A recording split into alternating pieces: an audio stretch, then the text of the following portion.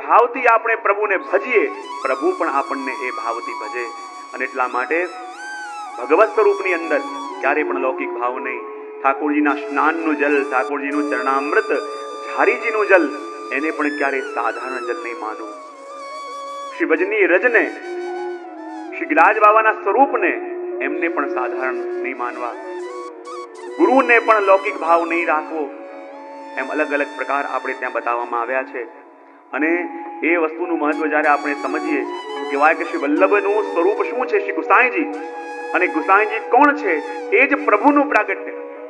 અને માટે તો શ્રી વલ્લભના વંશની અંદર આપણે જોઈએ ને કે શ્રી ગુસાઈજીના મોટા લાલજી ગિરધરજીને ત્યાં થયા દીક્ષિતજી, અને દીક્ષિતજીના લાલજી રામકૃષ્ણજી. અને એકવાર જ્યારે આ બિરાજતા હતા અને ઠાકોર નવનીત પિયાજીને ભોગ ધરવા ગયા, અને નાનકડા રામકૃષ્ણજી હતા, એ પણ જોડે ભીતર આવ્યા. બધાએ ભોગ ધર્યા, બધા બાળકોએ બધા ઠાકોરજીને કાની આપી અને બધા બહાર આવી ગયા.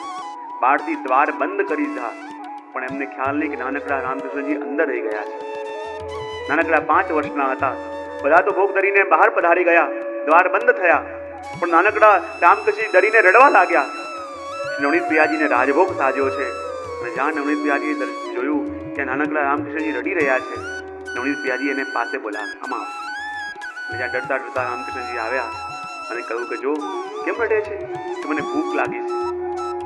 અને નવનીત પિયાજીએ એમની પાસે જે ઝારીજી બિરાજમાન હતા, એ ઝારીજી પોતાના હાથથી દૂર સરકાયા અને કહ્યું, આવો અને મારી પાસે આવીને બેસી જાઓ. રામકૃષ્ણજી કહેવા લાગ્યા, ના ના ના, કાકાજી જોશે, દાદાજી જોશે તો બહુ લડશે, બહુ નારાજ થશે. બોલે, હું કહું છું ને, મારી આજ્ઞા છે, આવો મારી પાસે આવીને બેસી જા. નાનકડા રામકૃષ્ણ ડરતા હતા કે ના, દાદાજી જોશે તો બહુ મને ગરમ થશે, બહુ વળશે, મને બહુ દાંટશે. ના, હું કહું છું ને, મારી આજ્ઞા છે, આવીને બેસી જાઓ. અને જ્યાં પોતાના ઝારીજી પાસે સરકાયા, નાનકડા રામકૃષ્ણજી લઈને પોતાની પાસે બેસાડ્યા. અને રાજભોગ મંદિરે ખીરનો ડબરો હતો, પોતાનો ચમચી એક એમના હાથમાં આપી અને ડબરો પાસે મૂકીને કહો, બાવા આરોગો. કે ના ના, આ તો આપને બહુ ધરવાનું છે, હું કેમ આરોગું? નવનીત પિયાજી કે મારી આજ્ઞા છે, આરોગો. નાનકડા રામકૃષ્ણજી એ ચમચ લઈને એને એ ડબરાથી ખીર આરોગવા લાગ્યા. જ્યાં થોડી વાર થઈ ભોગ ધરવા માટે જ્યારે આપજી વધાર્યા, શું જોયું કે નવનીત પિયાજીની પાસે બેઠેલા છે લાલ, આના ઉપર બિરાજમાન થઈને એક ખીરનો ડબરો આરોગી રહ્યા છે. મેં જ્યાં જોયું એમનાથી ન સહન થયું કે આ શું કરી રહ્યા છો? ઠાકોરજીની પાસે બેઠા છો અને ઠાકોરજીની સામગ્રીમાંથી લઈ રહ્યા છો. ગુસ્સો આવ્યો, દોડતા આગળ આવ્યા અને હાથ ખેંચીને લાલાને લઈ ગયા અને બહાર લઈ જઈને જોરથી ચાંટો માર્યો. પણ જ્યાં જોરથી ચાંટો માર્યો અને જ્યાં બીજી વાર ચાંટો મારવા જાય, શ્રી નવનીત પ્રિયાજી બહાર આવી ગયા અને આવીને દીક્ષિતજીનો હાથ પકડ્યો અને કહ્યું, જુઓ, આપે લાલનને ચાંટો માર્યો અને ગાલ મારો સૂજી ગયો.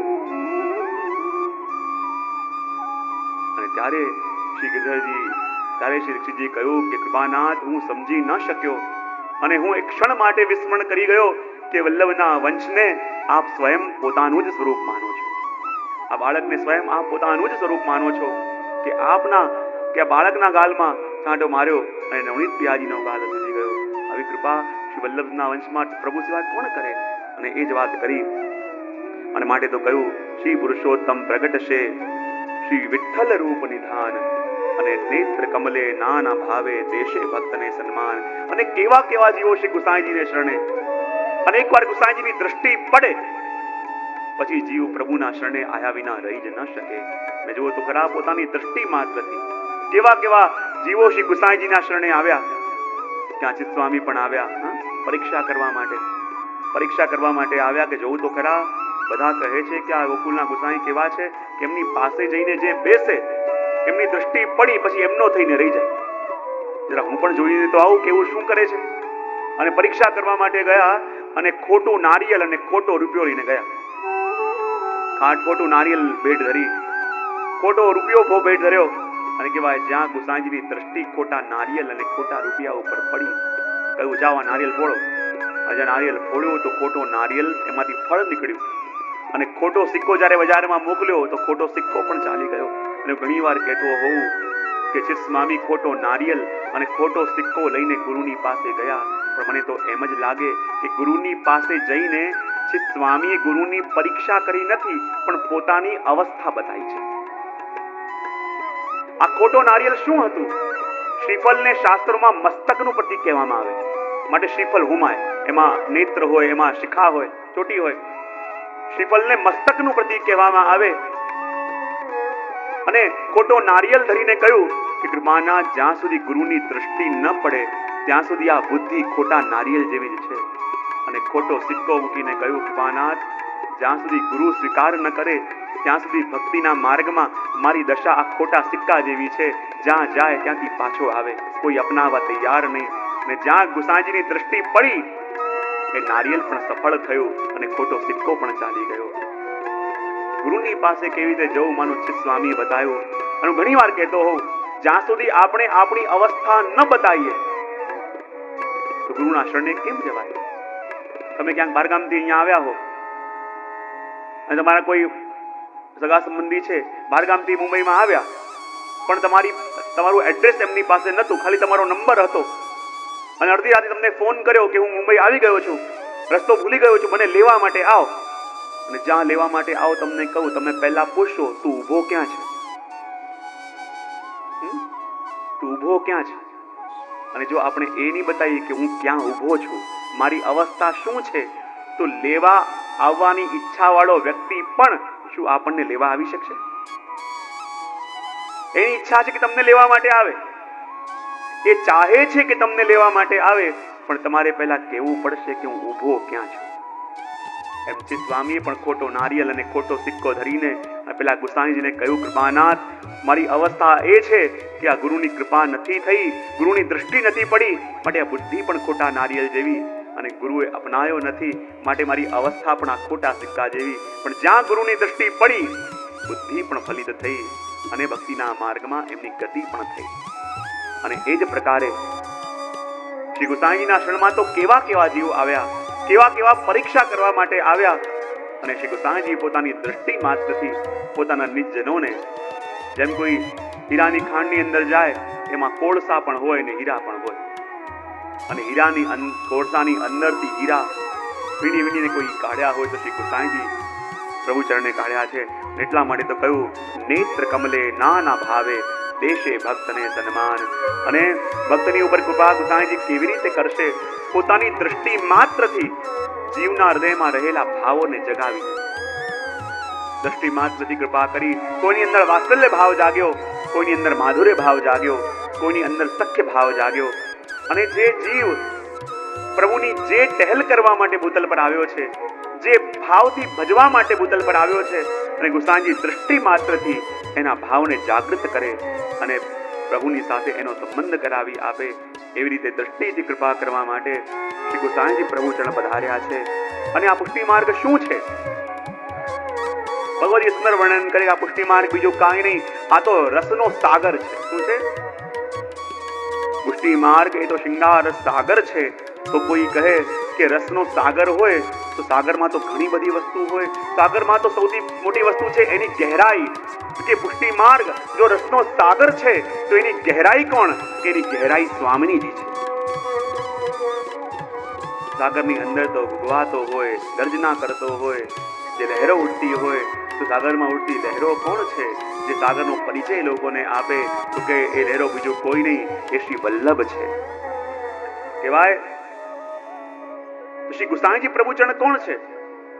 કે સાગરના મધ દરિયામાં કોઈ હોડીને જતું હોય, સાગર પાર કરવા માંગતું હોય, પણ ત્યાં સાગરમાં કોઈ ભ્રમર ઉઠે, કોઈ ભંવર ઉઠે, અને જો ભંવરમાં અટવાઈ ગયા તો એ ભીતર જયા વિના રહી જ ન શકે. તો એવી ભંવર રસ સાગરની બીજો કોઈ નહીં, એ શ્રી ગુસાઈજી પ્રભુચરણ છે. એનો આશ્રય કરે અને આ ભંવરનો સંબંધ થાય તો આ રસના માર્ગમાં, આ રસના સાગરમાં તળિયામાં ગયા વિના એ જીવ રહી જ ન શકે. સાચા અર્થમાં અને કહેવાય કે સાગરમાં ઉઠતી તરંગાવલી શું છે?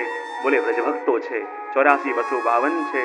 અને કહેવાય એ સાગરના 4 તટ છે, અને 4 તટ શું છે? તો કહેવાય એ 4 વેદ છે. આ સાગરના 4 વેદ એ 4 તટ છે. અને કહેવાય સાગરની અંદર જે છીપલા હોય, મોતી હોય, રત્નો હોય, એ શું છે? તો કે રત્નો બીજું કાંઈ નહીં, પણ એ બધા રસિકજનોના મન છે. જે રસિકજનોના મન આ તળિયાની અંદર છે. એમ અલગ અલગ રીતે આ રસ સાગરનો પરિચય આપ્યો. અને એમાં ભંવર સ્વરૂપે શ્રી ગુસાઈજી પ્રભુચરણ છે. અને ગુસાઈજી જેનો વિચાર કરે ગુસાઈ જેની ઉપર કૃપા કરે એના ઉપર અનુગ્રહ થાય. તમે જુઓ તો ખરા, શ્રી વલ્લભે પોતાનો રસ વહેતો કર્યો, રસ પ્રગટ કર્યો, પણ રસ વાંટવાનું કાર્ય માનો શ્રી ગુસાઈજીને સોંપ્યું. એટલે તો ભક્તો કહે છે ને કે અમૃત રસ શવયો શ્રી વલ્લભ મુખ માધુરી તાહી પિયો શ્રી વિઠ્ઠલેશ અતિ અઘાય કે. કહેવાય શ્રી વલ્લભના રોમ રોમમાં જે ગોપીજનોના સ્નેહનો રસ છે, શ્રી વલ્લભના એક એક રોમમાં જે કોટી કોટી ભક્તોનો રસ છે, અને કહેવાય એ રસ આપે પોતાના મુખારવિંદથી પ્રગટ કર્યો. અને રસને ઝીલવા વાળું કોઈ પાત્ર જોઈએ. જો રસ પ્રગટ થાય પણ ઝીલનાર કોઈ ન હોય તો રસ ટકે નહીં. અને કહેવાય કે વલ્લભના હૃદયમાંથી જે રસ પ્રગટ્યો એને ઝીલ્યો કોણે? જે અલૌકિક ઠાકોરજીના ભાવોની સંપાદન કરવા માટે આપણે ભૂતલ પર આવ્યા તો ખરા, પણ લૌકિક વાતાવરણની અંદર રહીને પોતાના સ્વરૂપને ભૂલ્યા. એ પણ ભૂલ્યા હું કોણ છું, એ પણ ભૂલ્યા હું કોનો છું, એ પણ ભૂલ્યા હું શા માટે આવ્યો છું. અને જે જીવને શ્રી વલ્લભે, જે જીવને પ્રભુએ માત્ર પોતાના બીજાનંદ માટે, પોતાની સેવા માટે પધરાયો, પણ જગતના કાદવની અંદર એટલો ઉલઝ્યો, એટલો ડૂબ્યો કે જેટલો જેટલો નીકળવાનો પ્રયત્ન કરે એટલો ને એટલો વધારે ને વધારે કૂપતો જાય. અને એવા પ્રપંચમાં ઉલઝાયો કે ઠાકોરજીએ પોતાનો કરવા માટે ભૂતલ પર મોકલ્યો હતો, પણ પ્રભુને ભૂલીને જગતનો થવા ગયો. અને જ્યાં પ્રભુને ભૂલીને જગતનો થવા ગયો, જે કાર્ય માટે પ્રભુએ મોકલ્યો છે એને પણ ભૂલ્યો, પોતાના સ્વરૂપને પણ ભૂલ્યો, કોનો છે એ પણ ભૂલ્યો.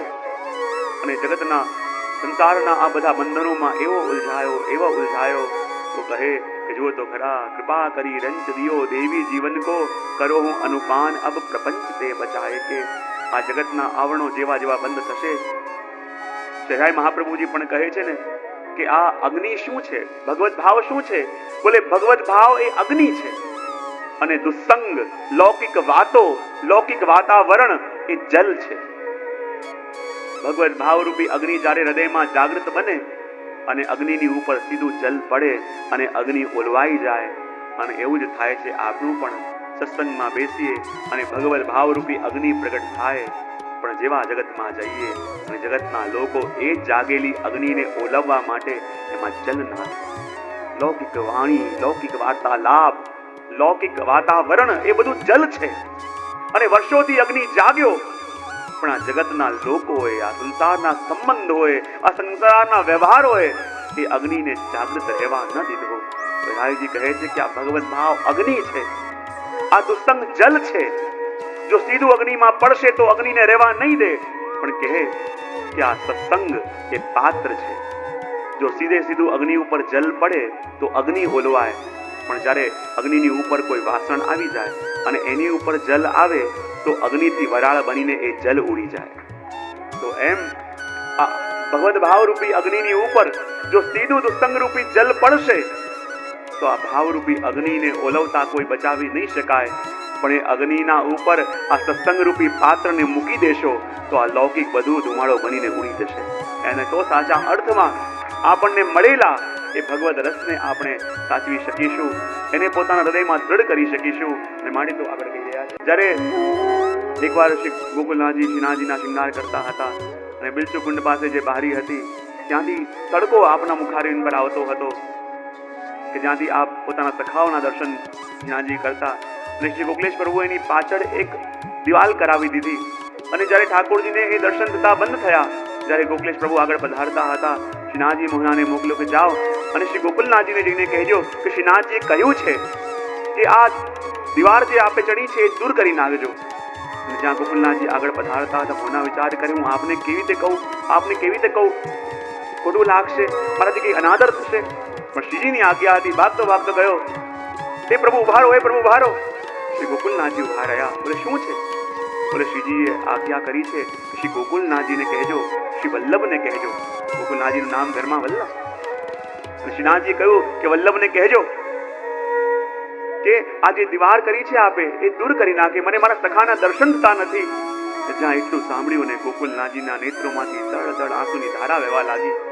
મોનાએ લાગ્યું કે મારાથી એવું શું કહેવાય ગયું કે આપને ન રૂચ્યું, આપને શ્રમ પડ્યો કે હું મારા મંદિરથી કહેતો, મને શ્રીનાથજી કહેવડાયું છે. ગોકુલનાથજી કહે શ્રીનાથજી શું કહ્યું છે? ફરી મોના બોલ્યા, શ્રીનાથજી કહ્યું છે કે મારા વલ્લભને કહેજો કે અહીંયા આવીને આજે કુલચીકુંડની પાસે જે દીવાર કરી છે દૂર કરી નાખે. અને જ્યાં ફરી સાંભળ્યું અને ફરી શ્રી ગોકુલનાથજી ધ્રુસકે ને ધ્રુસકે રડવા લાગ્યા. ફરી પૂછે, ફરી એકવાર કહો શ્રીજીએ શું કહ્યું છે? ફરી કહેવા લાગ્યા, શ્રીજીએ કહ્યું છે મારા વલ્લભને કહેજો કે અહીં આવીને આજે મારી પાસે દીવાર કરી છે દીવાર ગિરાવી નાખે. અને જ્યાં આ સાંભળ્યું શ્રી ગોકુલનાથજી ફરી ધ્રુસકે ને ધ્રુસકે રડવા લાગ્યા. મોના કહેવા લાગ્યો કે એવું શું આરતી અપરાધ થયું? ત્યારે ગોકુલનાથજી કે સાચું કહેજે, શું શ્રીજીએ એમ કહ્યું કે મારા શ્રી વલ્લભને જઈને કહું? શ્રીનાથજીએ પોતાના મુખથી મારું નામ લીધું? બોલે હા કૃપાનાથ. અને ફરી ગોકુલનાથજી ધ્રુસકે રડવા લાગ્યા. અને ત્યારે જ્યારે તે આવીને મને કહ્યું કે શ્રીનાથજીએ કહ્યું કે મારા વલ્લભને કહેજો કે આ દીવાર દૂર કરે, એનો મતલબ એમ કે મારા શ્રીનાથજી મારું નામ જાણે છે, મારા શ્રીનાથજી મને ઓળખે છે, મારા શ્રીનાથજી મારા માટે સંદેશ મોકલ્યો છે. એ જ સાંભળીને મને એટલો રોમાંચ થઈ ગયો, એ સાંભળીને મને એટલો આનંદ આવી ગયો કે આજે શ્રીજી મને ઓળખે છે, શ્રીજી મારું નામ લઈને મને બોલાયો, આજે શ્રીજીના મુખથી મારું નામ આવ્યું.